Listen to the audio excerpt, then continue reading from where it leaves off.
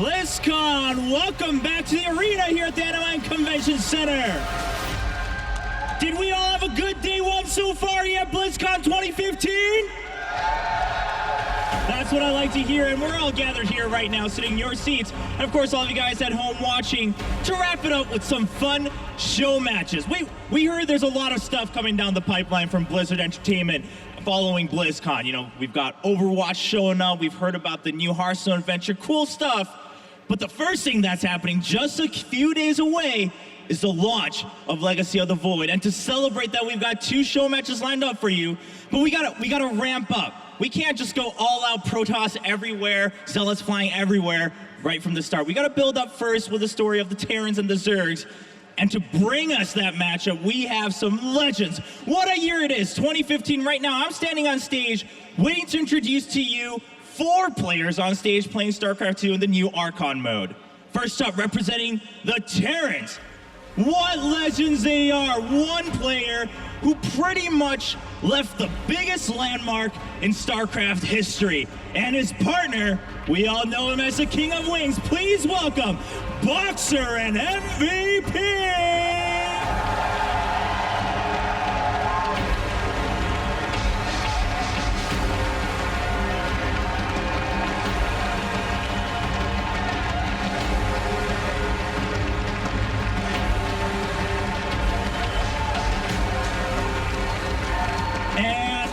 Opponents just as exciting, representing the Zerg race.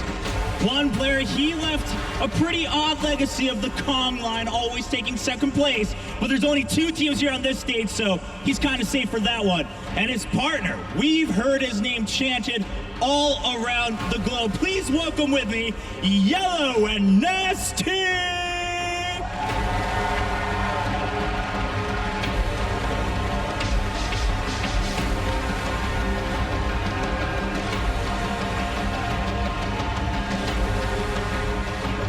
I can feel the thunder in this room from you guys, and I'm sure all of you at home are just excited. I won't keep you any longer. Ladies and gentlemen, let's get ready for this legendary best of 3 Archon mode show match.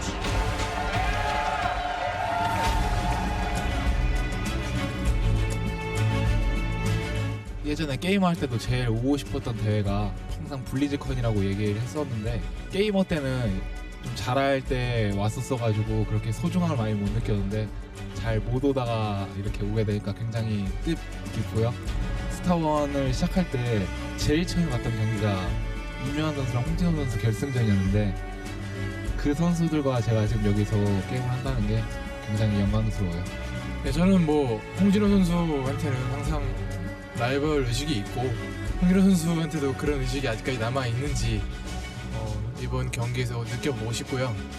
임재덕 선수한테는 자유연예계 시대 때 제가 좀 진 빚이 있어서 이번에 이제 그 둘한테 참 좋은 기회가 되지 않을까, 저에게 있어서는요. 네. 무대도 예전에 제가 블리즈컨 우승했을 때보다 훨씬 더 커지고, 요한 형이랑 이렇게 경기하게 돼가지고 뭔가 나중에 자식을 낳으면 자랑할 수 있는 무대일 것 같아요. 네, 초반에 끝낼 수 있는 그런 러시는 최대한 자제하려고요. 왜냐하면 공허에 유사한 시연회이기도 하고 제 개인의 욕심만을 모두 충당하기에는 좀 지켜보는 눈이 너무 많기 때문에 이제 중후반 들어서는 이제 저한테 상당히 유리하기 때문에 중후반까지 가지 않은 선에서 이제 공허 유닛을 많이 보여줄 계획입니다. 저도 공허의 유산 나오면 다시 게임을 하면 좋을 것 같다라는 생각을 많이 하긴 했었는데, 디스크가 좀 있어가지고 아직까지는 잘 모르겠어요.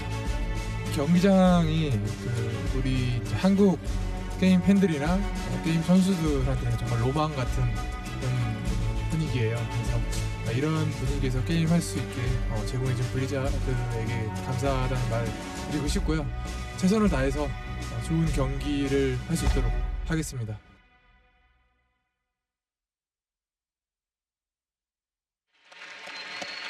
I cannot tell a lie. Typically, when we're up here, we talk about the analysis and the strategies and other very smart things. But honestly, everyone up here is a fanboy of Boxer and MVP, so it's time to fanboy out. I'm Day 9. We're joined by In Control, Apollo Nathanius, and David Kim, the senior David Kim of Blizzard Entertainment. David, it's a pleasure to be with you. Yeah. Now, before we came back to the stage here, you were telling me that you watched Boxer and Yellow back in the day. Yeah, I was in college, I think, when they were in their prime. So it's kind of cool seeing them back then and then seeing them here again today. Do you think, too, because you made Wings of Liberty so grossly imbalanced that it favored Boxer, that a little bit of his success is owed to you as well? I'm not sure about that, but Answer honestly. I think his micro is so good as well. No, it's right? fine. Brewlord and Fester. Now, of course, Nate, did you watch the old Legends? When you were 3 years old, did your dad sit you on his knee? Oh man, Someday you'll be commentating them. you know, I think back when these guys were crushing it in tournaments, especially Boxer. I think I was still in kindergarten. I mean, we didn't have access to whatever streaming platform you guys used in there. What'd you do in kindergarten? What did you study? Drawing was a lot of fun, I think. Nap time was a personal favorite of mine. I actually like to skip that, but you know, I was a. I got you. rouser. I got you. Yeah. Well, you did dream about Boxer and Yellow playing when you were 6 years old. Yeah, it was. Build the lie right now. You are not playing along. You know, it just came to me in a dream. You know, I just saw myself as like, yes, in 16 years, you will watch these two face off again in Legacy, the Void Archon match. And I knew 16 years ago that it would be the greatest thing ever, literally. That's awesome. Well, I ruined my sleep to watch Boxer. Like, all the old Korean pros. I still remember there was this match, there was a show match between Yellow and Boxer, where Boxer saw that there was a scouting drone coming, and Boxer lifted off his command center and moved it, and I went insane. I was like, this is the biggest mind game I've ever seen. And then he lost because he wasn't mining for like 30 seconds, like very bad. But he had the balls to pull that off. And then since then, he has been a pioneer of some of the most essential, fundamental early aggression and micro and control. The entire idea of using Marines to kill lurkers. I mean, Boxer was right there freaking people out when he first did that. I mean, my first experience with Boxer, because I never played Brood War at such a level and followed him way back when, but it was the reels and highlight videos on YouTube, which is when I first knew about Boxer, because there's so many different scenarios of, you know, the Marines running around against lurker spikes and so on, all these different types that he was able to pull off, and that was my first experience. I thought I'd share it with you in Control. Oh, no, to be honest, yeah. What I like about Boxer is that he has like this weird ambassadorial like aura about him. They call him the Emperor, and he is like a leader of a legacy of a game that changed a country. And that's like really flowery language, but actually Brood War in Korea in particular really did have that kind of impact. He was on TV, these people were celebrities, and he just did such a good job of always being like really respectful, really awesome. He led people up, he took them under his wing and taught them. Like, he deserves all we kind of worship him, and he actually deserves that. He's amazing. Absolutely. And I mean, of course, David went. Thank you. I mean, Thank you. it will be hard to find anyone who does not believe in the legacy that Boxer created. And of course, David, Someone on StarCraft Reddit 2 does. coming out. StarCraft 2 coming out, Wings of Liberty. MVP was one of the first legends of that game. What was that like as a designer, seeing MVP grow and pull off amazing and efficient play with your game? Yeah, I think MVP was the type of player that was kind of good at both bio and mech, and back then not a lot of players played mech, so in terms of that, he really stood out. And then not just that, but I think the best three players in Wings were MVP, NesTea, and MC, and it's cool seeing all three of those players here today. Actually, even a cool point is, I liked in that interview they talked about how NesTea did battle with MVP at a BlizzCon, and I vividly remember that Shakir's Plateau game where it was like this long 45 minutes of like, oh my god, and then NesTea at 1 second was just like, there you go, and they like launched forward and got slaughtered, and it was really anticlimactic. But up until that point, a super good game. Damn, it was legendary. Were there ghosts involved in that game? It was every single Terran unit involved in that game. Yeah, wasn't he nuking expansion? It was just, I remember a big missile turret line and that game too. a gun line. It was cool. Yeah. So Nate, you were in kindergarten then as well. It's just actually, you know, we were gotta worried get about back the schedule here, so I didn't, you know, miss my curfew. But no, watching MVP's games in Wings of Liberty, that was it. As a young noob Terran player, you like, man, if only I could be this good. And then you see like these guys basically, they're so good at the game, everything that they touch also gets nerfed. You're like, I want to try that ghost strategy. No, he was so good at it, they realized it's completely broken. So, but that's the thing though, was he's just so good. And I think my personal favorite memory, even if he didn't win the game, he won the series, was that GSL final against Squirtle. And I'll never forget staying up so late at night to watch, watch him completely miss that mothership and lose his whole army to a vortex. But it was really cool getting there. That was an awesome game. And MVP is legendary. It's been from the very beginning of StarCraft 2. It was always towards the end as well, and it was things out of his own control that kind of stopped him as well, because even towards the later end of his career, he still came back and, even was a WCS champion where we are today as well. And it's a shame that he had to leave the scene. And in that video, what we saw when he was like, I've been thinking about returning to Legacy of the Void, I went, really? Yeah, really? I think that's a smart idea, MVP. And then it was like the second page was like, but, and I was like, okay, never mind. That was so cool about him, is he had that injury and he had to switch to a more mechanical style of play because it demanded less of your hands.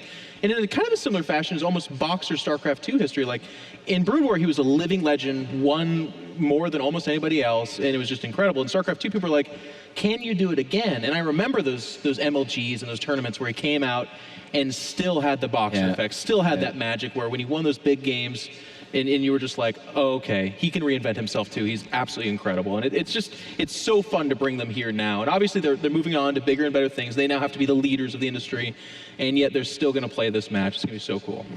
I mean, that is so cool now to then see them be able to unite together and to form like this Super Terran Archon. How amazing is it going to be, Jeff? How amazing, Jeff? I'm going to give it 98 out of 100 amazings. That's an A+. No, wait. Actually, okay, so we have Archon mode, but if you were to make it a Terran unit, what unit would you call it to join Boxer and MVP together? You've got 10 uncomfortable seconds. What about the Box VP? What would you call it? Box VP. Okay. I just thought of that just now. I got you. Yeah. I think that's a winner.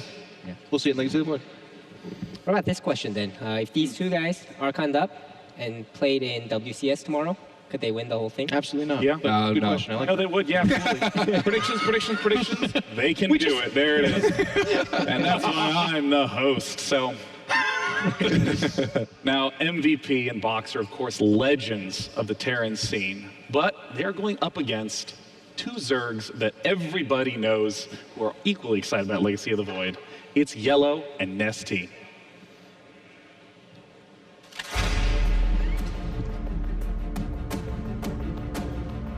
제가 지금은 은퇴를 했지만 제가 다시 프로게이머가 오늘 된다면은 여기 계신 현존하는 프로게이머들 전부 다 충분히 이길 수 있을 것 같고 내일 대회 상금 3만 불, 10만 불 그 주인공 아마 제가 되지 않았을까 그런 생각합니다.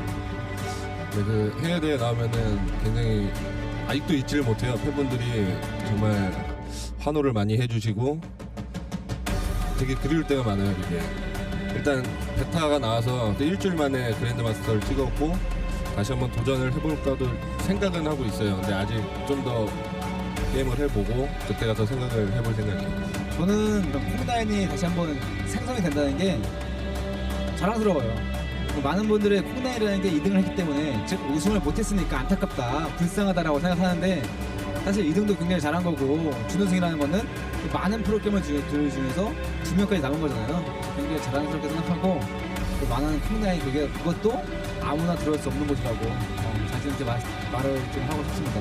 아토시스가 뭐 반갑다고 하는데 저도 되게 반가워요. 한국에서도 예전에 선수 할 때는 계속 술도 먹고 같이 많이 만나서 어울렸기 때문에 또 이게 원하면 미국까지 와서 다시 보니까 기쁘네요. 이번에 새로운 패치가 되면서 롤커가 새로 나왔어요. 그전에는 처음에 없어져가지고 굉장히 아쉬워했는데 다시 나와가지고 너무 반갑지만은 아직까지는 이제 몇몇 게이머들은 럴커를 뽑으면은 진다라는 말이 나올 정도로 좀 상황이 좀 많이 좀 필요성이 달라요. 그래서 어떻게 써야 할까 좀 많이 좀 연구를 해봐야겠고 어쨌든 럴커가 다시 나왔다는 게 굉장히 좀 반갑습니다. 이번에 새로 나온 유닛 중에서는 탈모사가 좀 스킬이 좀 하나 더 생긴 게 공중 유닛으로 이제 싸울 때 굉장히 좀 예전에 스타1의 이레데이 같은 그런 테란의 그런 느낌이 들어서 탈모사가 짱인 것 같아요 지금.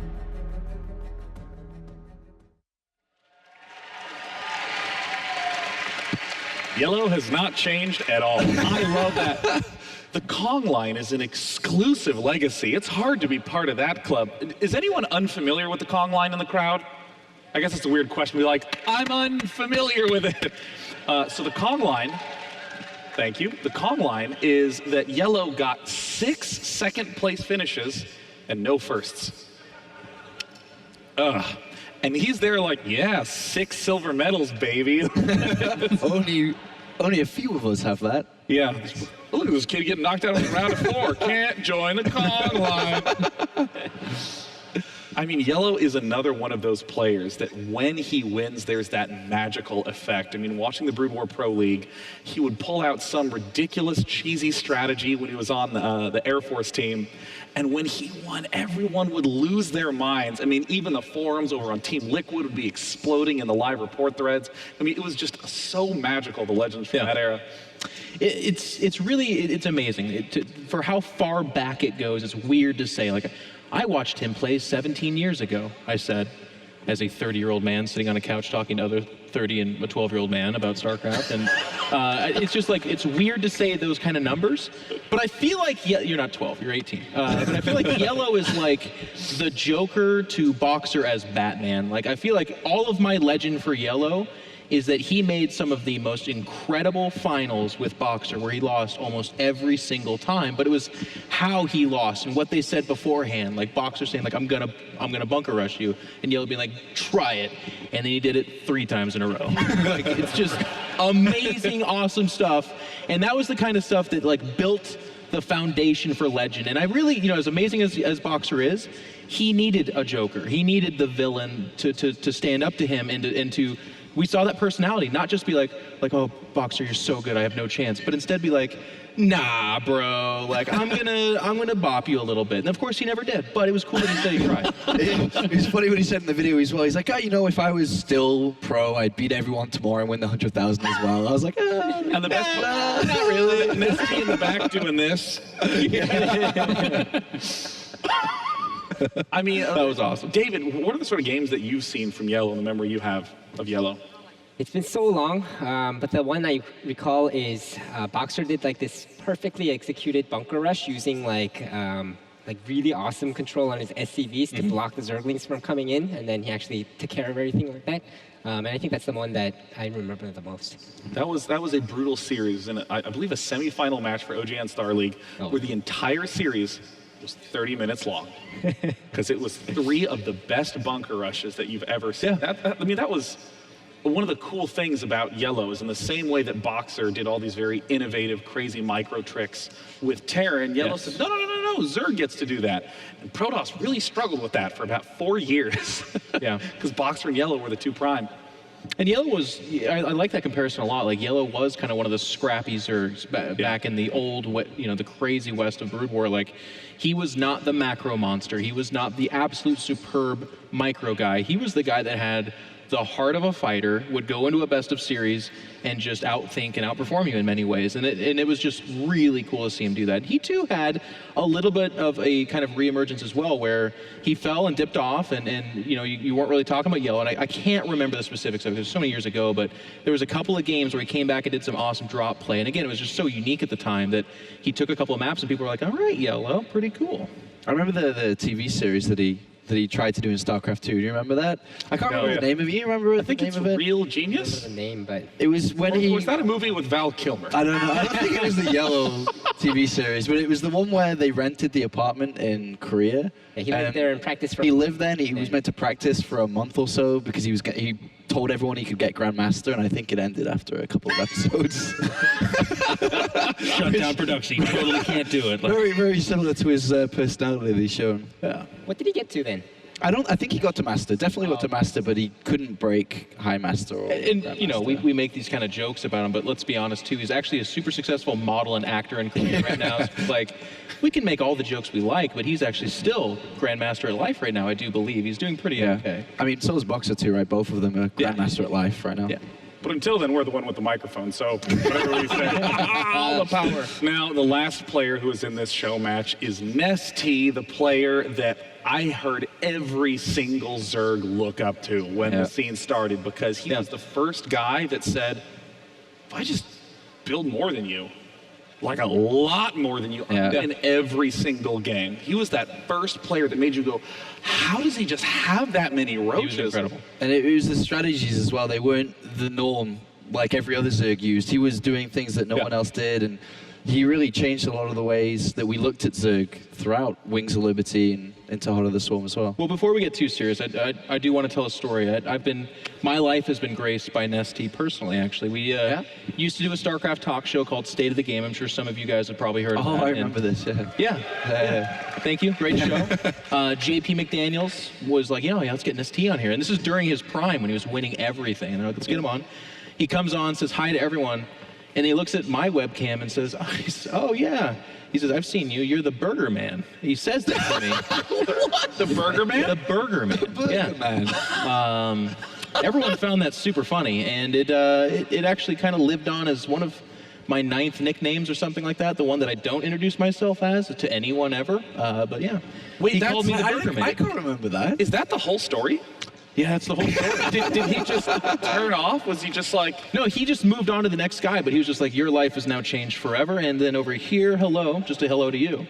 Still life changed forever. On Reddit for like the next 6 months, people are like, oh yeah, Burger Man, there you are. And I'm like, thanks guys, actually, I'm more than that. Jeff, thank you so much for reminding me. What a generous reminder that was. Well, if I make fun of people as much as I'm going to, I gotta accept it as well. That's my NesTea story. Yeah, I still remember Nick complaining to me of how many times he would hype up NesTea's opponent because, he wanted to talk about both people's potential in the match. And then NesTea would win so badly. And then people would say, Nick, why was Nick predicting the other guy? And Nick was like, trying to be a fair caster. Oh, God. They ended up calling NesTea like the creator of the universe, didn't they? Wasn't that the joke at the end? Is they just started just hyping him beyond hype. They were just like, all right, he's the creator. I think one of the most excited guys in this room has to be Artosis. I mean, he was talking about it backstage a lot.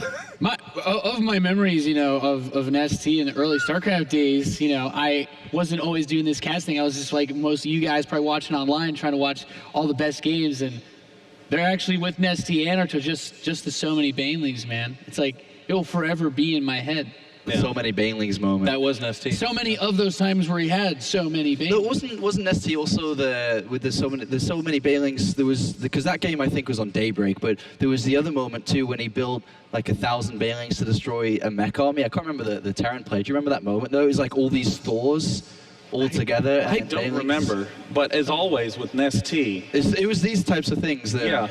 Who would think to destroy a mech army it'd be full Banelings, right, David Kim? I actually used it beta. It was kind of fun, but yeah. You guys actually, way back in Wings of Liberty, wasn't it you that did that thing where you maxed out on Banelings and killed somebody and made a YouTube video of that? Oh my gosh, who was that? That was Colby. I'm pretty sure it was him. What was Colby's name? His real name's Colby, but he had an online persona that I can't remember. Oh gosh. I'm gonna try. It was like David's like, there's been so many people I've terrorized and so many babies. Yeah. Who could ever pick one game out of all of them? What does NesTea mean to you as a player, David? So NesTea, my story is a little more sad than your story. Sadder than the Burger Man? This is going to be devastating. But NesTea was always this like confident person. He's winning everything, and then he's complaining to me about balance, things like that, just for fun. But then one day, I met him, and then he doesn't say anything to me, right? So I'm like, how come you're not like saying anything? Like, there's nothing to complain about or whatever, right? Yeah. And then he's like, I'm not as good anymore. So I feel like I can't complain. So I'm like, no, don't feel like that, right? Like you can complain. He's like, foreigners complain to me all the time. It's totally not true. Anyone can be a balance whiner. He's like, hang on, I've got cats on the phone right now. Oh, on point. Now, we've been talking so much about these individual players, but they're here to play in the Archon mode for the Legacy of the Void show match. This is not super serious, as you might imagine. But I'm curious, how does the design change when there are two people able to control one race? I mean, obviously, 1v1 is the format that everyone looks up to, but when you took two Grandmaster level players, mushed them together at the Red Bull Archon tournament, the results were insane. People doing remarkable stuff. I mean, how does the design change knowing that you can have two people controlling an army? So I think we've definitely seen the early stages of it, like you pointed out, but we haven't seen enough to make a clear call on whether Archon mode is going to be the same sort of esport that 1v1 is. But if that is, then we would treat it the same way and we would balance it the same way and we'll learn as we go. But for now, we'll just have to see. Tell me about sieged tank drops. Do you think we'll see them at least? Also, real quick, why not have Dark Archons in the game, just at all? Do you think? Are they not in the campaign? I'm just teasing you, man. It's not... Do you think we'll see siege tanks being flown around a lot by these two? I hope so, because it is one of the new changes that we think is a little bit on the stronger side. Yeah, for Archon mode especially, like the hardest, it was like the coolest thing when the beta came out. It was like, oh, you can drop tanks, and then you realize you have 10,000 minerals back home. You're like, you do actually have to macro as well, and that's what you've got MVP for. And we do have our worries for siege tank drops in TVT, but since it's going to be a TVZ, I don't think Protoss here. Problematic. You just build Vikings. It's okay. Is it like brains and muscles? Is that what we're going to see? Like Boxer and Yellow are the guys thinking, and then NesTea and MVP are the guys executing? I mean, they'll have to break it up. That's what's so cool about Archon mode. Like, that's what we would think. Like, Boxer's known for his micro, but MVP's the more storied SC2 player, I suppose. So who do you give that role to? Yeah, that's what's so cool, is especially seeing the opportunity for players to have each of them controlling one of those harassing forces and the main army. I mean, that's especially what's interesting in the Zerg Archon mode matches, where it's so potent to have sharp focus on just 20 Zerglings. And if you have two of those troops moving around as well as a main force, that's really scary. Yeah, we've seen some absolutely incredible things here. What is the most insane stuff that you've seen in Legacy of the Void, like the sort of combo Archon-y stuff? I mean, the most insane as it gets, really, is I think is what the Terrans can do to each other. Some of my favorite games that I've seen have been some TVTs and Archon matches, just where you've got people trying to juggle their Vikings against the Liberators, sieging positions where tanks are, and using medevacs to move the tanks out of Liberator positions. And for TVZ, I think that's equally applicable, because you can have things like Ravagers taking shots, and you need someone that can move those units in and out. For me, it's all about the harass, because you can, while that's happening, you're going to miss like 3 other engagements happening you didn't even realize were possible. Gosh, 2001 to 2012. That is about twice as long as StarCraft 2 has existed. Publicly, I know you didn't happen the same day. I mean, it's just so cool, the lineage of StarCraft, though. Like, we got to see Boxer in StarCraft 2. We saw him in Brood War, and now we're getting some fun here in a show match, entering into Legacy of the Void with Archon mode. I'm really actually excited for this, because Archon mode, and Nathanius has casted a few Red Bulls with us too, it's actually really fun and cool. Like, let's be honest, none of these guys are grinding up that ladder 9,000 games or anything like that, but with them all combined, it's going to be a very skilled, awesome game. It's going to be really fun, and not just because they're all legends. And these players are almost ready to go. Our last player being introduced on the screen right there is NesTea. I mean, the creator of the universe himself being paired with the guy who has no titles but was still really influential. Yeah, hugely influential. And it's actually kind of a cool thing too, because it's a little bit of a difference from, I'm gonna get way off subject real quick. In Brood War, it was all about winning the titles. Or no, in StarCraft 2, it's actually all about the titles, but in Brood War, you could actually have a legend kind of outside of that. Yellow is kind of proof of that. Yeah, I mean, especially with the Pro League structure, there's the NBC Star League, the OGN Star League, all the dual tournaments were constantly broadcast. Just a good run was huge, because we would sit and think about that for like 6 months until the next big tournament. It's gigantic, it's weird, it's different. I mean, this is I'm just really excited, actually, because I mean, this is the sort of a moment where you really get to see players eager to test, to explore a little bit more. I mean, the number of players that I have heard personally say, even before they step onto the stage, like, hey, I'm really nervous about this match, so I'm just gonna go standard. I mean, I've heard that 1,000 times. I'm just gonna play standard, I'm just gonna do my normal thing. Like, Archon mode says, no, don't do that. Do something a little kooky. I mean, the Oracle trap. Yes. Stasis Ward's so cool. In fact, I kind of want to ask you, like, what is the like composition you're most excited to see, like, in specifically in Archon mode with 2 people controlling an army? What do you look forward to? So for me, I think it's not less about the compositions, but more about what we found internally whenever we play test in Archon mode is if one person just focuses on multi-prong harassment throughout the course of the whole game. So the goal here is not necessarily to end the game or kill a lot of stuff, but just to have both sides alive and harassing the whole game makes it so difficult for the other side. So I think seeing something like that would be very cool. Especially knowing the personalities of these players, that is no doubt what we are going to have in store. The match is now loading. Ladies and gentlemen, it's time for game 1 of this best of 3 show match between MVP Boxer versus NesTea and Yellow. Take it away, commentators. It's time for the first ever Archon mode show match. Legends from Brood War and StarCraft 2 facing off. I have no idea how this is going to look. I have no idea what they're going to do. Well, I do. It's going to look amazing. They're going to do awesome because these guys are so great. I'm really excited. This is like the perfect experiment to have here. We have these 2 players, or these 2 teams, I should say. The men who invented Brood War, in a sense. And the men who invented StarCraft 2. Exactly. And now here they are in a totally new area. All the builds are different. Don't forget, in Legacy of the Void, you start out with more workers. So it might look like we're a little bit deeper in the game, you know, obviously than what you might be used to. But starting out with more workers means all the builds are completely different. That's right. A lot of things are, in fact, different in this game. And one of them being, see that time there? It says 1 minute 30. Oh, that's actually 1 minute and 30 seconds. That's right. One of my favorite time changes. fixed. Very exciting stuff. We have a little bit of info, and we just discovered this right before the game started because we can see the in-game chat. Yes. And so they were talking about, they were talking to each other. Apparently, at least for the start, it looks like Boxer is going to be focusing more on the micro and attacking the other player, and then MVP is going to focus more on the build for the start.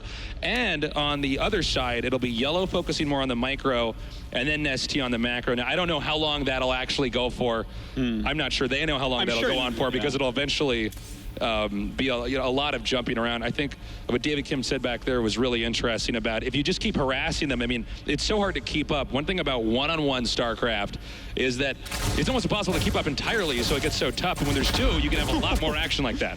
Indeed, and now we do see a Reaper coming out here. Surely Boxer microing around out against Yellow Things, and look at that, throws down these KD8 mines, and these do some area damage, I guess. Area effect damage, yeah. Makes everything jump in kind of a funny circle around it, but it only does 10 damage, so it's not too much. It's kind of funny looking, but it is a hell of a lot of fun to watch and play with. Yeah, you can definitely relocate those workers, and then you can punish from a totally different angle. So we see those being chucked out right now. The Queen bouncing up in the air. Another command center here being made, macroed out by MVP. Meanwhile, over here at the ramp, more harass is continuing. Boxer looks like he might be trying to dive in here to the main of the Archon Zerg. Yeah, looks like the Ling's going to chase him back for the time being. Those mines do come up every 10 seconds or so. So, see, they do go down again, and bam, the drones get thrown off here once again. And by the way, guys, before this gets going too quickly, make sure that you jump on Twitter and go hashtag MVP Box if you think they'll win, and hashtag Yellow NesTea if you think they'll win, so you can see what people are thinking. Looks like this Reaper has maybe coming to an end. No, just in the last second, managing to not escape. Gun down there. So far, solid defense there by Yellow. It was cool to see the new Reaper harass be exhibited in a way. Yellow 1, Boxer none right now. Kind of a reversal from before. That's very true. It also, with these 2 guys here together, I am actually wondering, just because the game's going to slow down just for a second here, How does this look when it really starts to pick up? Because you can't just have one person macroing all the time and one person microing all the time, right? Eventually, you might have to cut the map into, okay, like you focus more on the top part or just the drops, or I'm going to focus on the ground army. I'm not sure. Yeah, I think it's kind of cool, and part of the style of different Archons is like how they're going to split that up. Like if you're being multi-pronged harass, why not put one guy defending one area and one guy defending the other area? That's definitely a possibility, and I'm sure during later battles that we are going to see both players controlling those battles to try to make sure that they just crush it. By the way, a little bit of old school flavor here, scouting barracks. That was used much more back in Brood Wars. We're seeing kind of a fusion of two styles here to poke out. Meanwhile, going back into more of a StarCraft 2 traditional style, we see the Hellions coming out here and trying to drive back the Queens and then ideally eliminate the creep on the map. Now, guys, this is the Cyclone. It's like a mobile Scud missile launcher, and it can log on to things. Right now, they're upgrading its damage overall when it does lock on. And when it locks on, it can move while firing, and it does a lot of damage, especially to armor. And over there, we do see, of course, the Ravager. It comes out of the Roach. Something you can actually morph it into, kind of like a Baneling, but it doesn't die. It does shoot those things up into the air, which land and do a lot of extra splash damage. It's called Corrosive Bile, and it's definitely something you want to dodge. Yeah, and that really forces, the opposing player to give up room on the map because there's going to be locations on the map, as you can see right there, that will be hit. And that allows you to then maybe do damage if you have longer range attacks as they're retreating, or maybe force them into an area of the map where they don't want to go to, but they get trapped in. That's right, and it's a lot of damage as well. It's 60, and it's AoE damage. So if it lands on a bunch of clumped up units, it can deal a lot. So you have to dodge that. They still do a lot of damage, about 16, shoot a little bit slower than Roaches, though, so you don't want to fight heads-on just like that. He's going to have to pull back for now. Well, he's right outside the entrance here of the Archon Zerg base. They both are, I should say, outside the entrance. And it looks like all that they can try to do right now, Yellow just trying to blast them back as far as possible. We had an interesting mech push. I'm curious how effective this will be, not just in Archon mode, but, in the matchup in general as the game develops further. But he does have SCVs here to repair this. Well, right now we do have him pushing this back still. A lot of harassment going on. These SCVs, of course, on auto repair, trying to keep everything healthy there for Boxer, stealing a little bit of that MVP economy. Important to note, speaking of economy, it's 3 base versus 3 base right now. So while this aggression's going on, the Terran army has actually managed to stay even on bases with the Zerg, which regardless of what version of StarCraft you're playing is always a bad thing for the Zerg. Yeah, certainly it is the case. And I do notice that so much can happen in Archon mode. Look at this. We've had non-stop harassment this game while they're still expanding all over the place. They're both over 100 supply despite the fact they keep losing units.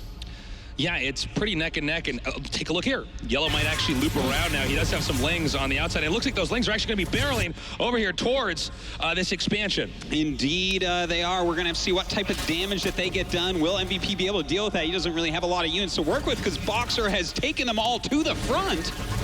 That's absolutely right, and this is going to be a huge problem right now. As you can see, they're just taking so much damage, not much to defend here, and losing these workers is going to be a big problem. The push still continues on the entrance. It does, and we see right now Boxer does have to back up, takes a lot of damage there as MVP takes the Hellions away to defend against these Zerglings. And that was a great interruption there by NesTea Yellow to get that over there and slow us down. And this push is really thinned out. I'm not entirely sure these 2 Cyclones are going to be able to do much more damage. Yeah, I think that at this point, these 2 lone Cyclones not going to be able to do a whole hell of a lot. Zergling's going to be a pretty good counter to them overall. They're really better against bigger units, in lower amounts because they are so good at single target damage. So something like Zergling's going to be a great counter to this in the future. Yeah, I think you're completely right. But so far, unless he switches into those Zerglings, they're going to be able to still keep doing more damage. Again, with perfect micro, you're not going to take damage as long as the stats are proper that you can actually run and hit while they're not hitting you. So you can see really a lot of abuse being dealt out here. And look, he's using the barracks so he can still see those Roaches, and he can still deal this damage and run away. And yeah, every now and then the Roaches are getting a kill, but oh man, they run too far into those Widow Mines, and Yellow is just hemorrhaging these units. Again, barracks spotting not common in StarCraft 2, but much more common in Brood War actually, because it was so cheap to just have a barracks floating over there, even if it's taking damage instead of just scanning up there, and that seems to pair well with the Cyclones right here. Well, right now they are pushing for it. I'm very excited to see these Vipers come into action shortly here. I love that Boxer just wants a lot of Cyclones. This is like one of the matchups that I haven't seen him as much in, but I guess it's working out right now, dealing a lot of damage to these roaches. We were actually talking backstage. We weren't sure what the role of the Cyclone would be, but it's very exciting to see it being used here now like this. Although these roaches now pushing Terran back all the way to home here. Meanwhile, Ling's harassing over here in the upper left. Taking a lot of economical damage maybe coming up here. Still, we do see the Cyclones, though, pushing back these roaches. Another expansion going up now for MVP. In the meantime, NesTea already has his 4th up. Kind of a never-ending engagement here in the center of the map. And, looks like he didn't quite time that out right. He was probably trying to preempt the movement of the Cyclones and then hit them there. But not so effective. No, not quite. You see a lot of damage actually dealt on both sides there. Lots of units have gone down. Still trying to hit with corrosive fires. You got to be careful with those. Don't want to hit yourself, but does push them back for the time being. More and more mech units coming out now for MVP and Boxer. Well, we now have Vipers coming into play here, still driving him back just a little bit. How do you think these Vipers are going to fare in this situation? Well, you know, I think he's probably going to go ahead and abduct these units into his roaches and into his Ravagers, so should be able to kill those off pretty quickly. Now, we do have Hellbats coming. I don't know if you want to abduct Hellbats. I don't think I've seen it before, but I'm not thinking it's a good idea. That's usually not a thing. By the way, Zerg losing a decent amount there, but if you look at the supply overall, and that's something we haven't really highlighted here, it's 123 for Terran, 187 right now.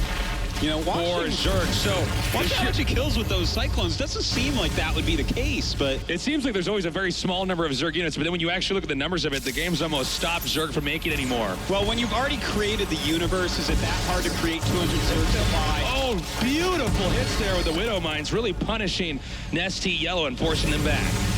Well, right now we do have those Hellions going around the map, starting to poke all over the place. We might have these two both starting to micro a little bit if I had to guess, but you know, Boxer's a quick one. He can probably keep on top of quite a bit, and we do see now that some Liberators are going to be joining the field shortly. Also, let's point out here, the minerals are mining out very quickly, and that's another feature here in Legacy of the Void, is that you have to take expansions much faster. Oh, beautiful harpooning the Cyclones in there and punishing them. I don't know if MVP Boxer should be pushing this much further. And by the way, on the map in the center left, Creep has been pushed all the way to the ideal available Terran expansion. So Terran unable to get there. MVP Boxer going to have to fix that. Very cute Creep spread there, sneaking its way around. But in Heart of the Swarm, the Creep stays a lot longer. Here it recedes twice as quickly. So when you clean it up, not as much of a big deal. Now, we do see these two Liberators have come into play. These are an anti-air flying unit, which does splash damage. So they're very good against pump units like Mutalisks. And then they can also go into defender mode here, which does high single target damage. See these circles? They can hit everything in there, and you want to stay away with that. Yeah, away from that. They deal so much damage. Very tough for Zerg to deal with in that situation. Hard to get in there, and if you overextend, you're obviously going to be punished. And as you can see, you can begin to leapfrog forward and slowly push into the Zerg's territory. By the way, it looks like Terran in this game wants to push into the Zerg's heart and take out the main base versus trying to go crushing expansions. That can always turn into a game of whack-a-mole. Indeed it can. And right now we do have Ultras popping out. Chitinous plating is almost done, and that is different in Legacy of the Void, guys. It gives them +4 armor, which is a lot more than +2. It is, the Ultras are way better in Legacy of the Void. But at the same time, you got to think, you know, the Cyclones would be quite good against Ultras in this situation since they can kite endlessly. Well, especially since they get that plus damage versus armor, they're going to just destroy Ultralisk so quickly. Really what I feel like is missing here from Yellow and NesTea is a bunch of Speedlings to help surround these Cyclones and knock them out. I think you're completely right, Artosis. I think you got to remember that, you know, as great as these new units are and the new abilities that come even with some of the older units or new features in them, you have to combo that with more of the basic tier 1 units. I mean, Ultralisks are just not going to be good. They're never good unless there's Zerglings there to pair with. Indeed the case. A couple Zerglings do pop out, but it looks like right now we do have this natural hatchery being taken out. It was almost mined out, by the way, because the mineral patches are slightly different. Can't get into that right this second because we do have a counterattack here. Not a very scary one, though. 3 Roaches and 2 Ultras. It's pretty minimal. Also, it looks like Terran may or may not go into the main or may just go for the other expansions here. If Terran does go to the main, all this tech is going to be destroyed. We're already seeing the beginnings of that.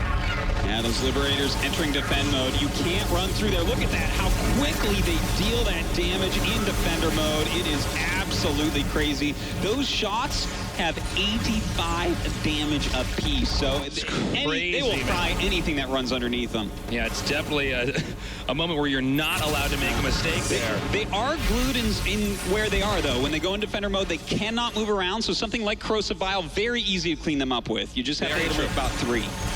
Well, at this point in time, at least all production coming from the main can't really get out of this ramp. You know, it's going to be tough, especially if, you know, our Terran players are our one Terran team. MVP Boxer keeps reinforcing this area, but there's almost not much left here.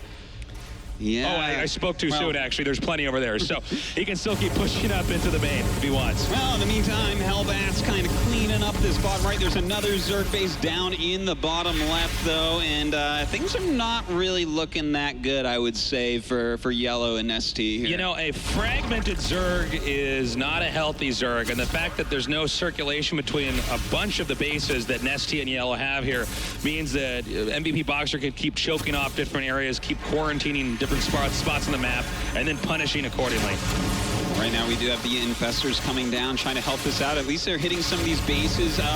Really the top 3 bases in the top left here for Terran is mined out as well. So if they can get rid of that bottom mining base, then suddenly the economies are somewhat even. But right now the supply way in MVP Boxer's favor. Well, let's also note something here. Not only is this expansion in trouble and the bottom left, but also center left. I believe that's been lifted off. If we get to... Yeah, so they've actually, excuse me, it's very different casting in Archon mode. They've actually relocated that command center here. But this may become somewhat, not of a base race, but them trying to stamp out each other's expansions. Yeah, it's kind of a base trade. It's like this weird rotational base trade that we're watching right now. Things going wrong all over the place. And this is something that's kind of funny as well for... you know, Archon mode is if you get into one of these low economy situations where you're trading bases, suddenly you have 2 people basically just microing the whole time and trying to use their brains together. What do we do in this really weird situation? Yeah, this is going to be tricky, especially when you consider all the new units and the fact that they're both having to multitask different things and communicate with each other at the same time. Well, right now it looks like this base will be going down as well. This is going to leave just that bottom middle one. It is making some mutas to go there, but Cyclones, of course, can hit air, so should be able to clean those up pretty easily. Keep in mind the Spire is going to be taken out here as well. Every time Zerg loses a tech building like that, it's going to be problematic. And Zerg with limited options, and Terran with a healthy and complete main here in tech tree. I mean, they could switch whether it's new units or old and continue to punish Zerg. Indeed, they can. But right now, these mutas actually catching a lot of these Cyclones. But still, the Cyclone splitting there was absolutely phenomenal. Yeah. Forking them out in different directions. It was a great way to punish them.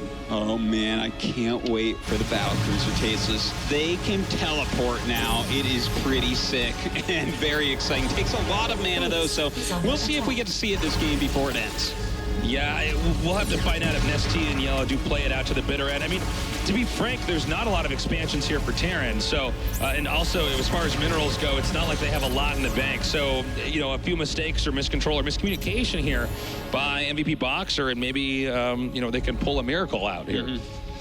Well, the mutas flying around. We'll see what they can get. Oh, that is a lot of Cyclones finding these mutas right now, and they are going to try to get out of there. A few of them do make it out, but they are red in the face right now. Yeah, they got beaten up pretty badly back there. We see the battlecruisers now coming out over here, moving across the map. Zerg's down to what? A completely like ghost town base, if you want to call it that. And then at the bottom right here, the bare bones of an expansion with no real, nothing there really to defend it. Yeah, it's pretty rough. It looks like it should be cleaned up pretty quickly. And GG is called. GG. All right. Really interesting stuff. You see MVP and Boxer, they're smiling. Yeah. What are we talking about? They're both like, hey, just like the old days, right?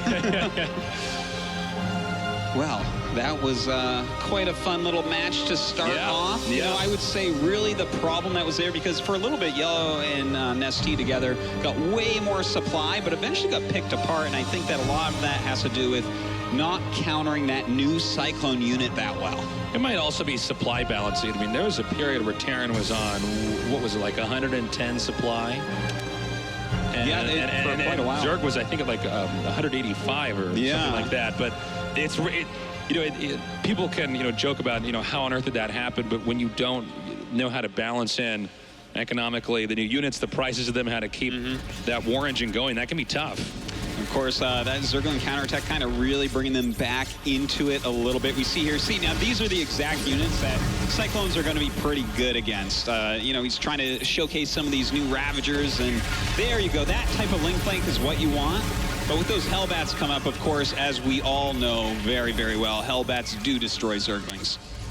Yeah, and that's why they're going to combo well with those Cyclones there. And I think maybe a little bit too heavy with Roaches here. It baited in there. That was pretty brutal. Yeah. Roaches, I think, definitely not the answer to Cyclones, at least as far as we can tell in this current state of the game. Certainly. And, while Ravagers can be very, very good here against Liberators, there are a few missed shots, maybe not targeting it down as quickly as it needed to be, running too many of these units through with high health, which the Liberator just absolutely destroys.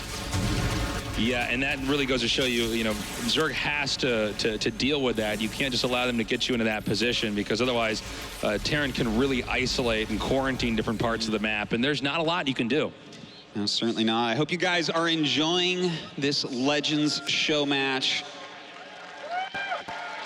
Yeah, you better be. I mean, that is the creator of the universe, the original Kong, the Emperor of Terran, and the King of Wings up there. I mean, you can't get a much better match than that. We are going to be going on to our second match shortly. If you're just now joining us here for StarCraft 2 Legacy of the Void at BlizzCon, this is the Archon show match with the Legends. One for Terran from StarCraft Brood War, and then one from StarCraft 2 for Terran, and then Brood War Zerg Legend, Brood War, or StarCraft 2 Legend. And it's going to be really interesting as we go into Game 2 to see how they develop and see what strategies they're going to use. It's not just about how much they understand of the game and how they micro and use the new units. It's also how they communicate. So this is the first time we're really seeing the very best in the world at the previous StarCrafts learning, teaming up, and going at it in this show match. And it looks like our game's actually ready to start, so we're going to be getting into this pretty shortly here. Artosis, do you think our Zerg players can come back? Yeah, I absolutely think that they can. If they just chatted about that a little bit, like, okay, it seems like maybe Speedlings a little bit more. If they go for Cyclones, and, of course, if they're going for Hellbats, you're going to want to go back into that Roach and that Ravager. Down here in the bottom right, MVP and Boxer, the Archon Terran. Let's make some noise.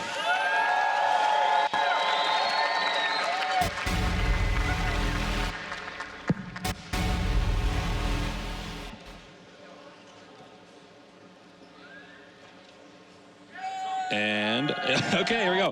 Over here in the upper right, NesTea in yellow. Let's give it up for the Archon Zerg.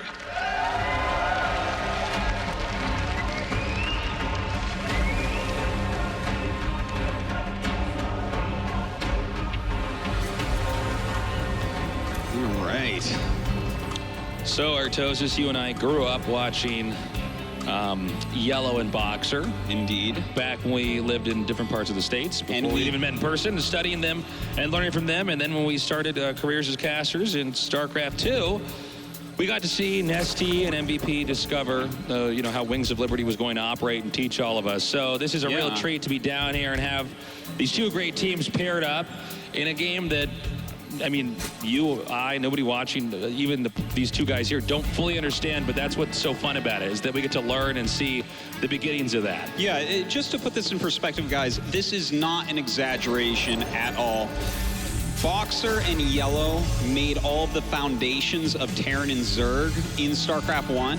MVP and NesTea made those foundations in StarCraft 2. So to watch them, try to test out being the early champions of those games, try to test out Legacy of the Void, which I sometimes refer to as StarCraft 3 because it's so different from Heart of the Swarm. I mean, that is a treat indeed. These are some of the smartest, best players when a game is young. What's interesting about this, too, is we don't normally see, when you meet a lot of StarCraft players, you and I can agree to this, we didn't play a lot of team games growing up, right? We wanted to play by ourselves and have it rest in ourselves. This is going to be interesting for them, see them interact. And already, by the way, here with the Reaper Rest, great control there by Boxer coming in there now. Reapers, straight up, that is a buff to the Reaper, that mine. So it is going to be a little bit harder in Legacy of the Void to keep your stuff alive against Reapers, which is a good thing because normally at our top pro games we see no drones killed every time. It also seems like, the Reaper can actually shove back the Queen to allow the Reaper to escape again and come back in, which is pretty important because occasionally Reapers get zoned into a corner and then picked down. Yeah, and it's based on where the mine explodes, it's very predictable where the units will go from it. It always works in the same exact way if they're right next to it. I can't wait until we see someone with like 10 Reapers move a Queen into the middle of the map. It's going to be hard, but someone's going to do it. Yeah, it could happen. And I will watch that GIF every day. Looks like the Reapers might be trapped here. Going up onto the high ground. Gotta be careful. Looks like these Lings are gonna close in. Will the last one get away? And it does. All right, well, and it tries to get away again, and it does. And it tries to get away, it does not. Pretty crazy. And that's the kind of micro you can see when one player's back at home doing all the production, the other one's out doing all the controlling. Well, right now we do have some Hellions out on the map as well. Definitely not the same unit as the Vulture, but something that Boxer definitely can use to some great extents. Get some damage done on that drone line perhaps coming up. Let's also keep in mind with the positions here, well, hold that thought. I was going to say maybe we'll see a different build here, but now we see double engineering base. So that tells us we should have a very different approach here from our Terran players, focusing much more on bio. Well, I tell you, that's really what Boxer's bread and butter is. This guy is like the original Marine King, okay? He is the one who learned how to micro Marines and get the most out of them in StarCraft 1. So to watch him use that here again, that's going to be awesome. But hold on, this is pretty crazy. We got a Nidus network coming up here. That's right. The Nidus worm has been changed as well. When it is hatching in your enemy's base, or I guess wherever you really want to put it, yeah, sure, it can't be targeted. So no matter what, it will finish. And they have to make the choice. Do they kill what's coming out, or they try to target it down? And this can be a big threat, especially if you're one of these Terrans that are turtling, because initially it was so easy to just stop a Nidus from coming into your main if you were just being vigilant. But now it's going to be much tougher, and that might change the whole way that Terrans have to turtle. They may be forced to engage a little bit more. Well, right now we do have that Nidus worm going. Oh, that's a cute location, too. That's just out of the way of everything, close enough that it could be a total disaster here for MVP Boxer. Yeah, they have no idea, and there you go. They know now. They're not sure exactly where it is, though, and looks like you're going to start popping out these Queens, lay down some creep tumors, get that creep spreading. Of course, creep spreads quicker in Legacy of the Void, just like it goes away quicker, so definitely something to keep in mind here. Well, it looks like NesTea Yellow should be able to actually isolate MVP Boxer here from that third base for sure, but with the Ravagers coming in here, he can actually start poking into the expansion. There's really not a lot that I think Terran can really do at this point in time, at least if they're teching into bio. It's almost like they get to function like siege tanks the Ravagers do. Well, he definitely killed that SCV dead, but has to go home right now to defend against these Hellions. Doesn't want to lose a whole bunch of drones. And in the meantime, those Queens taking a lot of damage. Someone does grab them and moves them back. In the meantime, these Hellions will get cleaned up, but that is a lot of creep at the front of MVP Boxer's base. And that and the Hellions can't really do any more damage. They've been cleaned up, so all you have to do now is relocate. And is he? Okay, no, he's just transferring those drones. I thought he might be doing something crazy, sending them through and doing some kind of a spine crawler push with us. But no, he's going to go ahead and then push these back out of the Nidus and actually just start assaulting the bunker. And this is a real problem. You look at the amount of damage this does. The bunker can't do anything.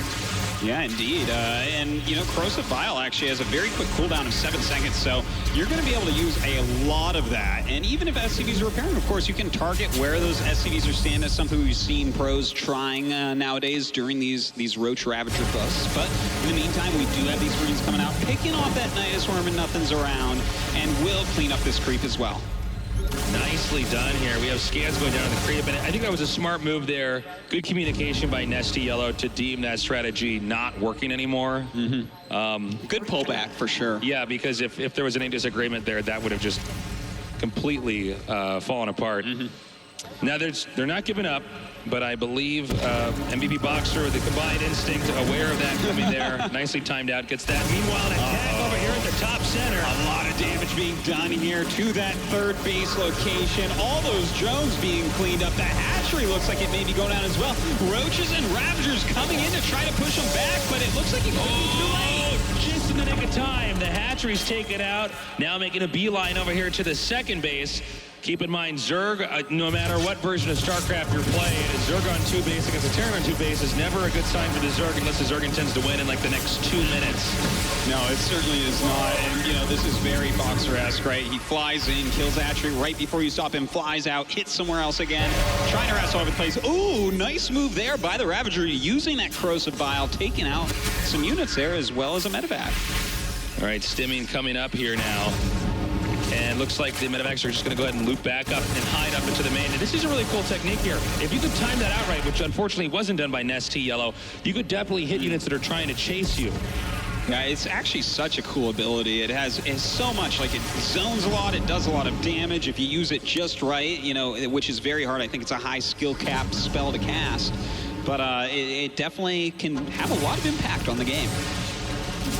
And the drop again coming over here. I think one problem the Zerg team might be facing, that's NesTea Yellow, is that you know, the Ravagers, even though they're very strong, you can't split them up. It's not like a bunch of Lings, right? So yeah. Terran can really outrun the Zerg most of the time in this situation, with especially with boosted medevacs. Yeah, they can, and we see another drop going off here into that main base. Another small change that I should mention to you guys is the Marauder now has a double shot, which is just like a slight nerf. It means that basically like armor is a little bit better against it because it'll reduce 1 more damage per shot. Yeah, that actually adds up, especially when you get to the higher levels. By the way, that hatchery not going down. Yeah, good save MVP there. Boxer deciding, you know what, it might have been a little bit tougher to calculate due to the new changes in the game, but better safe than sorry. Picks back up and relocates. As long as Zerg is staying busy, Terran can focus on getting you know, the third base up and running healthy and then economizing that further. That's right. Well, I'm looking forward to seeing what is Yellow NesTea going to try next to kind of get out of the situation. I love the fact that they're adding in Corruptors right now to go with the Roach Ravager. It's a very powerful composition at the moment, or it was in the beta that was just stopped and prepped for the launch. But they also have a new ability, the Corruptors. They actually have something called Caustic Spray, which deals a lot of damage, but has a very long cooldown, and it works on your opponent's building. So they definitely can become harassment units if they're kind of being worthless paperweights at the moment, which is a nice change. And now an attack up here over in the center. Now Zerg's going to have to hold on to this base. He might want to get his army back over together here. So far, solid defense there by the Ravagers. Really nicely done, taking that out. Definitely an overextension there by MVP Boxer. And dude, that's one thing, especially if you're in Archon mode and you have 2 Terran players controlling 1 Terran. When do you stop harassing? When do you keep going forward? Because everybody is a little bit different. Some people are overly aggressive, but they make it work. Some people are more conservative. And that might be the balancing game right now that MVP Boxer and or MVP Boxer are facing. Well, we do see the Caustic Spray coming out now from these Corruptors, and it is pretty cool to see indeed. It does only 7 damage per second for 4.3 seconds, and then goes up immediately to 35 damage per second. So you have a little bit of time to react to it, and if you don't, it is going to wreck everything. Yeah, and that's going to be a problem right now. It looks like MVP Boxer a little bit preoccupied trying to get this harass working, and there's not a lot they're able to do with the Corruptors coming in there. Also, important to note, Zerg at a fairly healthy supply lead right now, 161 to 141. Not much mobility here for Terran, and possibly not any more starports if they're not careful. Yeah, definitely could be the case. We're going to go ahead and see those Corruptors fly away for the time being. Definitely has to be careful to keep cleaning up medevacs. Doesn't want to take any more damage there. But right now, the 4 bases of MVP Boxer is really overshadowing what Yellow and NesTea have at those 3 bases. They're going to need to get some more economy going. Yeah, I think you're right. It's getting a little bit scrappy here. Again, bases in Legacy of the Void mine out much faster because you start out with more workers. So you have to stay on the expansion game. I know in Heart of the Swarm, we got pretty comfortable seeing players occasionally park on 3 bases for a pretty long amount of time, but that's not the case here in this game. Yeah, definitely not. You have to expand so quickly in Legacy of the Void. It's really a very fast, high-paced game. And, a lot of harassment has been the norm of what we've seen when pro players have been trying this game out so far. But as of right now, we see a lot of Lings and Banes being made. Some battle cruisers as well. Would love to see some of those tactical jumps from them. Nice decision to back out there by the Corruptors for NesTea and Yellow. Looks like we also have a small attack possibly coming up here. Yep.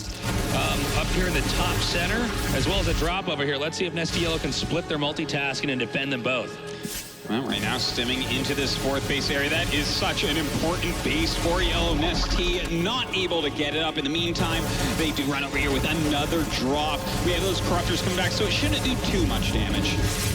Looks like they're handling it just fine, and this is what's really interesting, is if you can just balance out who's doing what in this game, you could almost play, I guess you can get closer to that perfect game, right?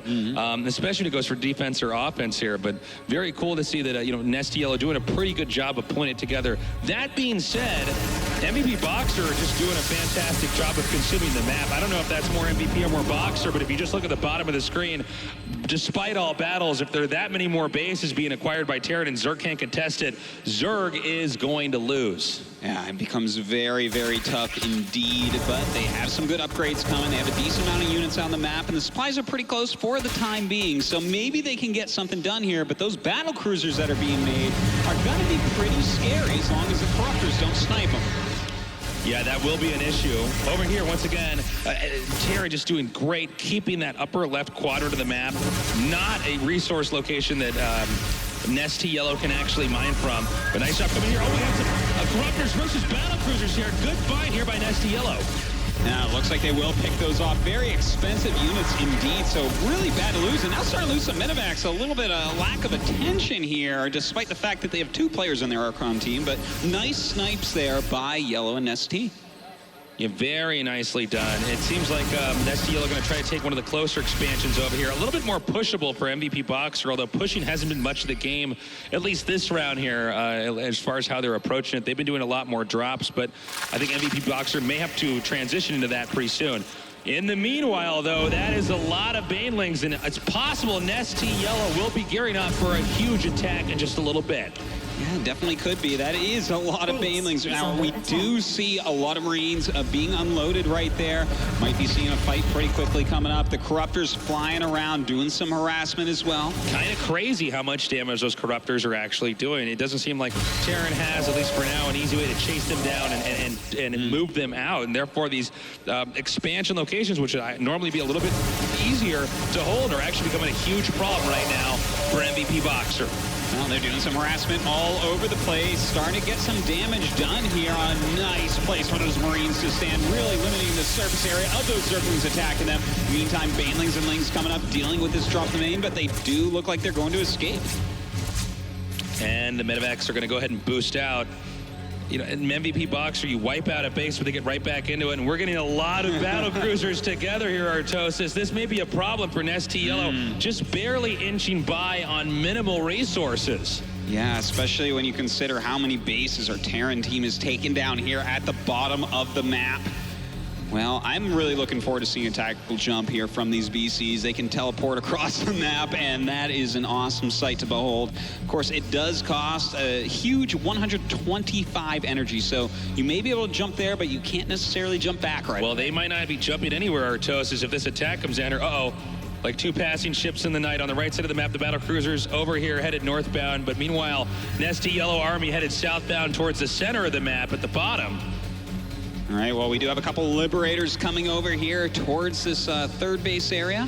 Let's see if they do go ahead and set up in defender mode to try to take out a lot of drones. Looks like they will. It does take a second to set up, but looks like they will be able to do so. And the drone's just not being pulled here for our Zerg team. Again, with 2 players in one race, you got to think they would be able to handle that a little bit better. However, at the same time, NesTea Yellow coming in over here, doing a ton of damage. And the Wallen not going up either. Actually, the Zerg units then bleeding into the main. The tactical jump does occur as the battle cruisers come home to defend.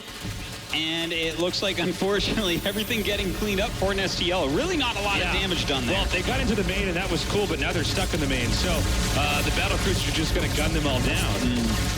Well, still doing a lot of damage over on this side of the map.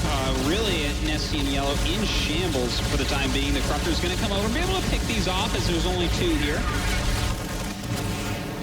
Right now, neither of these players actually really with much of an income. If you look at the minerals going up, it's pretty slow. We do have this spare base over here at the bottom. They're going to have to try to repair that and just buy as much time as possible. But I believe if the number of battle cruisers are staying constant here, the Terran team can actually just roam around the map, stamping out any remaining outposts that the Zerg has. Yeah, it seems like that's the real problem here, aside from the fact that their economy is really low right now, is the fact that these battle cruisers are kind of all over the place. And I feel like they're almost being bad mare now, just kind of jumping around. It's like, all right, go kill this one. Now this one's going to kill your overlords before you get back, and just dealing a lot of damage here. Well, he's got this amount grouped up here, and I think the last outpost is just a little bit south, or excuse me, in the lower part of the main there for the Zerg. That's the location I'm talking about. There you go. And looks like we're gonna have an all-out air fight. Is there any way these corruptors can do it? Let's go ahead and see. Well, there are quite a few corruptors here, and it looks like we do have some Yamato cannons going to come out, but the corruptors start to turn the tides of this battle, and it looks like Yellow and NesTea are finally going to get something done here. I think they got a little bit too cocky here.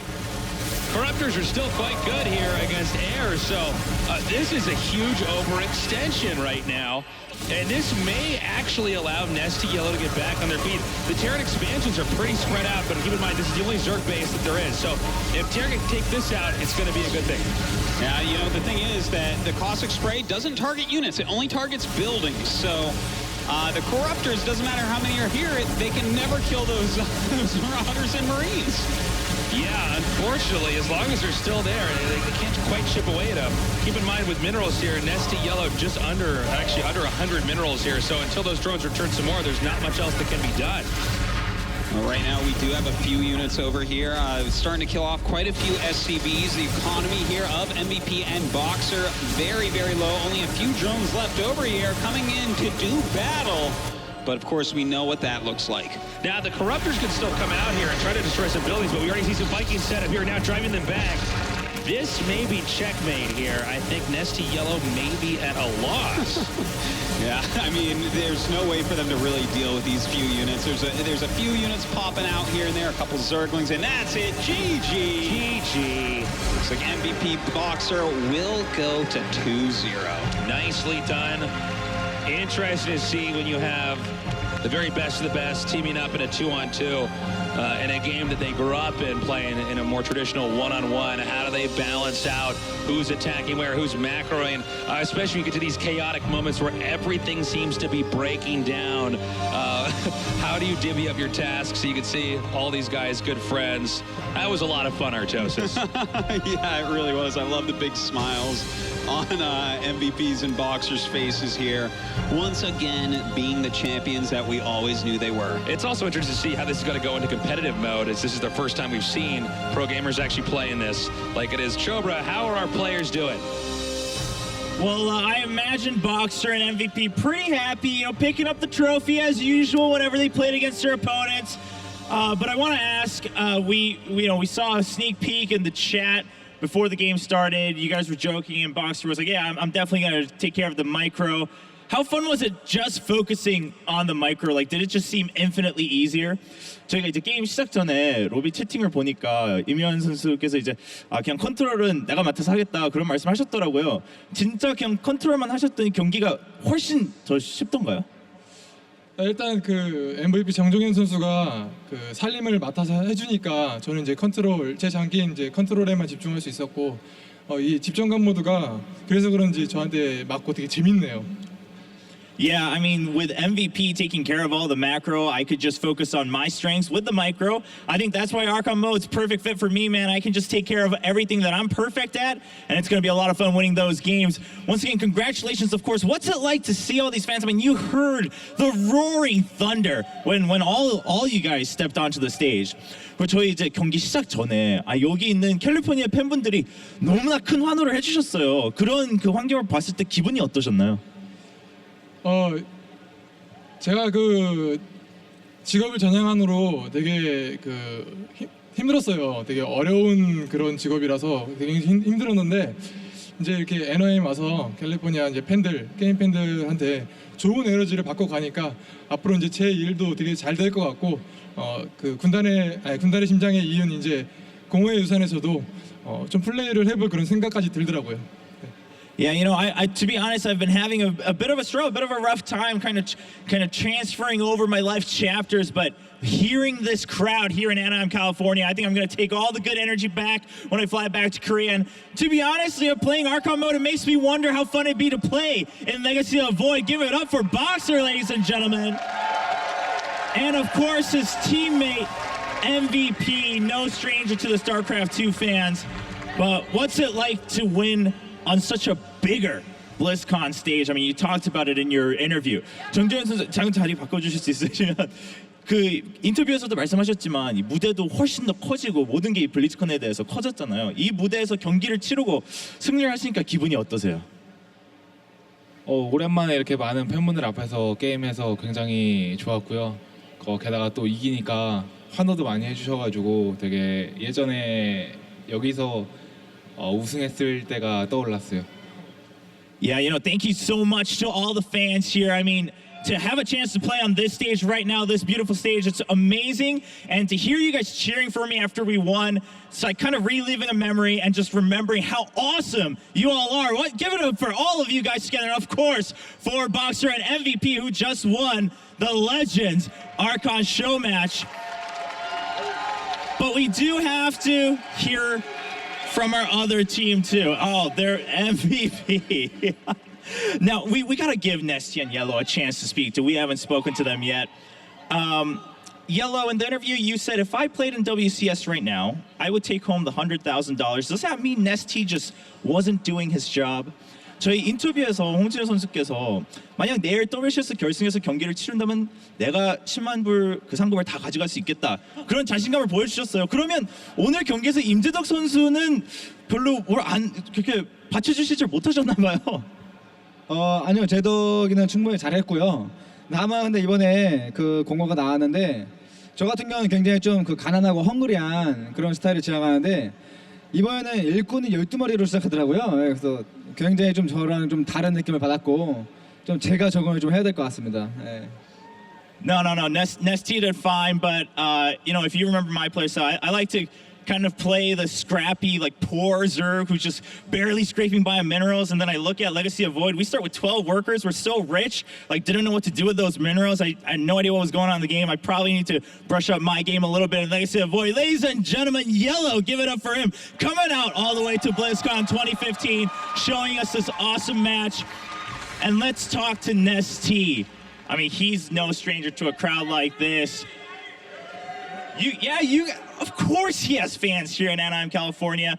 NesTea, you talked about, we don't know if you'll have plans yet or not, but at least you got a chance to kind of feel out what the crowd is like about Legacy of Void. How was it playing that match, even though it was a 2-0 sweep? 저희 임재덕 선수께서 잠깐 자리 바꿔주실 수 있으시면 아직 계획은 없지만 정말 공허의 유산을 해보니까 다시 정말 선수 활동을 하고 싶을 정도로 재밌다 그런 말씀해 주셨는데 오늘 그래도 이런 쉬운 경기를 해보셨을 때 기분이 어떠셨어요?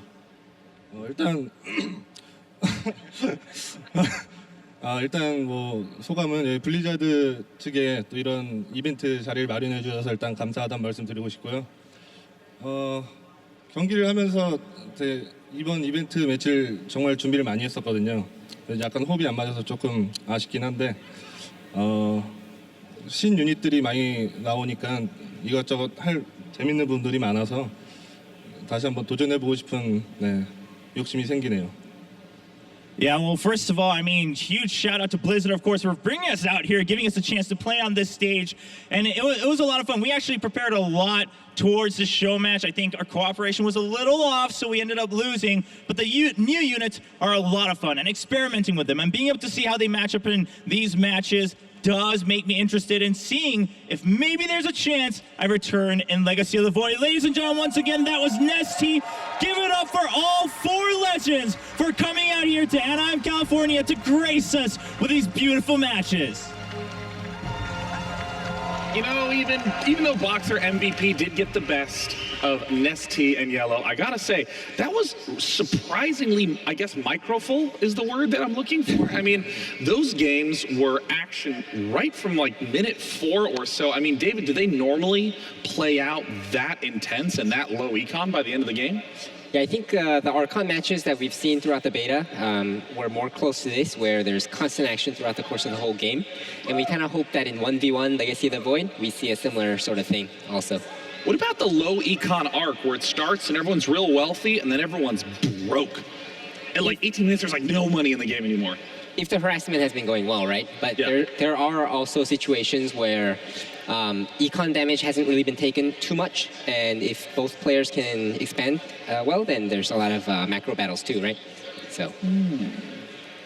I just like that StarCraft can span such a large period of time, and some things really just don't change. Like Boxer beats Yellow, and MVP beats NesTea. And we could do the same show match in 10 years with StarCraft 3. We'll bring them back out. They're in their mid-40s. Yellow will say something awesome, and then we'll lose to Boxer. In StarCraft 6, oh no, that Zerg has the same number of bases as that Terran. Dangerous, Jeff. I'm interested to see the big differences. Obviously, there's going to be a skill difference between this one and the next match, but you've seen pro players play, you've watched tournaments in Arco mode. What are some of the differences you're expecting to see compared to these guys when we see the professionals in a minute? I guess like the counters and the micro and engagements will be a lot better. We saw Huck and MC play their amazing series at Red Bull. That's why they're here, playing here today. So I'm kind of excited to see better unit countering as well as better engagement micro on both sides. So I'm pretty excited. It's going to be really fun too, and actually I was almost going to say all four, but I'm not sure what MC is doing. But I do know that the other three have been focusing on Legacy of the Void for a while now. Yeah. And not just Archon mode, but just Legacy of the Void. Yeah, I was going to say, I'm pretty sure MC's been playing quite a bit, at least up until, and honestly, the Red Bull tournament wasn't super long ago, because I know that MC and Huck, because they qualified for that so early on, they practiced a lot together. They're very familiar playing with each other. And I think considering the level of play that we saw out of our Zerg team as well, that this should be a really awesome match coming up. Yeah, I mean, this match was extremely entertaining, the Terran vs. Zerg matchup, but coming up, we have the best European Archon team in the history of Legacy of the Void that comes out on Tuesday. It's going to be TLO and Snoot playing against the best American team, Huck and MC. Stay tuned, that show match is coming up right after this.